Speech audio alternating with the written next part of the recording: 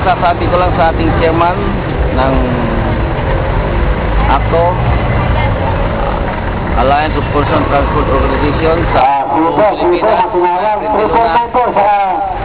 ay kusang loob na tumutulong sa mga driver operator na walang kakayanan